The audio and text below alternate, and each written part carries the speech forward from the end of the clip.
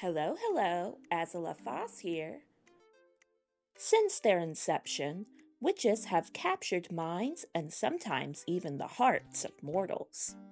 While there are mythologies that revere these mystical figures, more often than not, the witch was a scapegoat for unnatural happenings and were synonymous with evil itself. Luckily, these perceptions have been improving in modern times, and nothing illustrates this point most than pop culture. Ojamajo Doremi, Bewitched, Charmed, and many other shows have shown us how lovable these characters are, and this is just as true within the gaming world. So this got me thinking, what makes the witch archetype attractive to some players? But before we dive into the analysis, there's one thing I'd like to establish. I want to acknowledge that there are modern witches who practice witchcraft. I am focusing my analysis on witches from video games, and while they are likely inspired by myths and cultural depictions, the aspects I'll be going over should not be applied to real people. Unlike game characters, real people are more complex than a handful of personality traits. Generalizations cannot fully describe any group of people, and I hope that y'all can understand that the aspects I'll be discussing are based within media only. Thanks for letting me yap for a bit. Now, without further ado, let's move into the first trait of witch-type characters. The first notable aspect is rarity. No, not like those gacha games. This type of rarity is for the witch's magical ability. More often than not, the settings of these games are more closely aligned with reality. This is especially true for farming simulators, where the cycle of seasons is integral for the game's mechanics. There are outliers, of course, such as the Rune Factory franchise and the early access game Fields of Mistria. Even then, game writers limit the amount of magic the player has access to, especially when a player first starts out. The witch, then, becomes notable in her magical ability. In the case of Muriel from Fire Emblem Awakening, their prowess over their craft makes them a step above the rest, even if there are other units that are similarly adept to magic.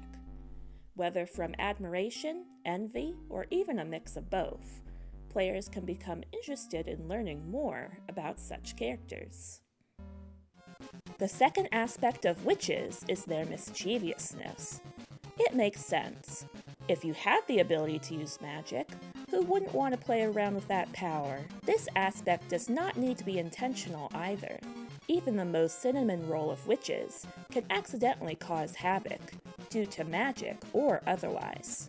Let's compare two witch characters to illustrate my point. First, there's Juniper from Fields of Mistria. The owner of the bathhouse often tests her spells and potions on the townsfolk, player character included.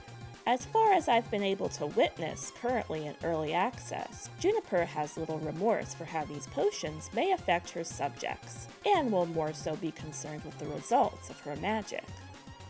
On the other hand is Marion from Rune Factory 3. While Marion similarly likes to test her potions on friends, her motivations are more pure, wanting to be as good a healer as her grandmother.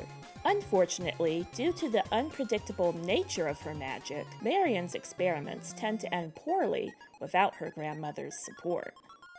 As you can see, though Juniper and Marion differ in their intentions and methods, their mischievous aura shines through just the same. This aspect of witch characters can even be seen in mythological and folkloric figures, such as Baba Yaga or Medea. They cause trouble due to their own selfish motives or over slights by other characters. Mischief can be seen as an attractive trait for those allured by people who operate outside of cultural norms.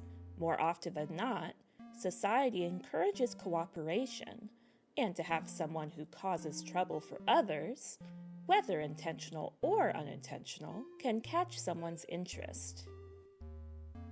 While I personally wouldn't want to be near someone who could turn me into a frog, I can see how this aspect could be attractive. The third and last aspect of the witch archetype is their desire for self-fulfillment. All characters have goals or dreams they wish to achieve, and for a witch, these can be fairly self-explanatory. Often, witches yearn to improve their magical ability and hone their powers. This is not always the case, however, and even for witches that do want to improve their magic, this can coincide with another one of their goals. Like with Marion, who I mentioned earlier, her yearning to be a good witch is in part to support her wish to match her grandmother's healing abilities.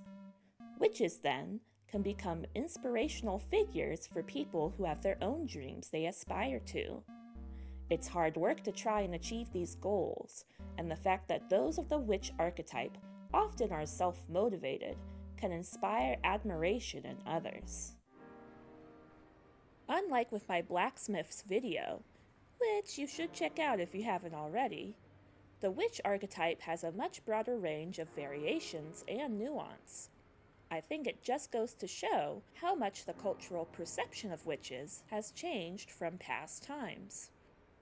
Not to get too dark here, but many myths and prejudices that were casted upon witches were steeped in hatred. A hatred of women, pagan beliefs, the list goes on. Early depictions of these magical women involved danger and seduction, and more often than not, witches were casted in antagonistic roles. Morgan Le Fay, the enchantress from Arthurian legends, often plotted to have King Arthur overthrown. Meanwhile, in Greek myth, Circe turned Odysseus's men into pigs, and only managed to be beaten through divine intervention. Within the format of a dating sim, it becomes clear that the perception of witches has softened considerably. Personality traits which would have been considered highly undesirable in the past, such as mischievousness and a desire for self-fulfillment, are being shown in a more sympathetic lens. Let's hope that we'll see more positive portrayals of these magical marvels for years to come. Well, what do you think? Is there a witch from a game I haven't already discussed who you think deserves a shout-out? Let me know down in the comments below, and please like and subscribe if you're so kind.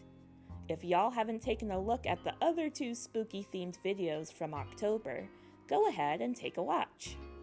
I hope to see y'all again next time. Toodaloo!